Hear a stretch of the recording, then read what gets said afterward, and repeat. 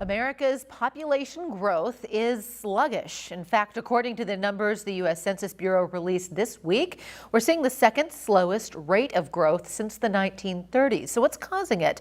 In the 30s, it was the Great Depression. Between 2010 and now, the Great Recession.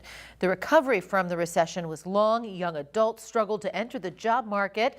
They delayed marriage and starting a family. That dealt a blow to the nation's birth rate. Demographers are not optimistic it will pick up anytime soon. Local 5's Ryan Scott is taking a deeper look at the first part of the 2020 census numbers. First, the numbers. The country's total population, which includes the 50 states and D.C., is more than 331 million.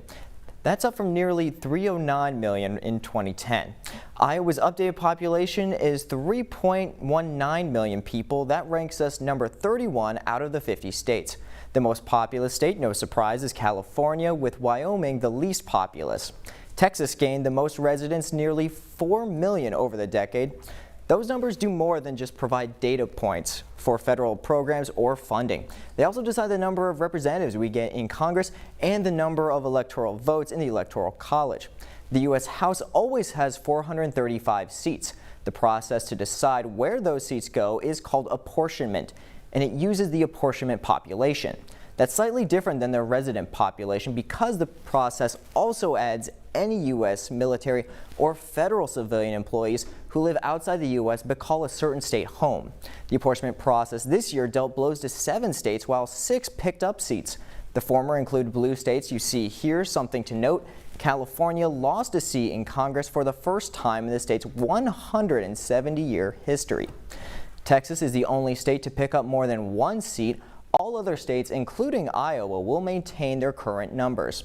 An interesting bit here, New York would not be losing a seat in Congress if just 89 more residents had responded to the U.S. Census.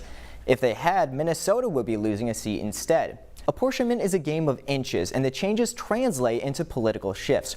For the time being, the shifts favor the Republicans as they control the redistricting process in Florida, North Carolina, and Texas, 4 of the 7 new seats. Right now, the GOP controls more state houses overall as redistricting begins. In studio, Ryan Scott, Local 5 News, we are Iowa. The U.S. Census Bureau says states can expect the data they need for redistricting by August 16th. The Bureau also says it plans to release more data like age, sex, race, and ethnicity later on this year. And take a look at this. These are the number of congressional seats Iowa has had since 1910. Believe it or not, we once had 11 districts. Iowa has never gained a seat. The last time we lost a seat, though, was 2010.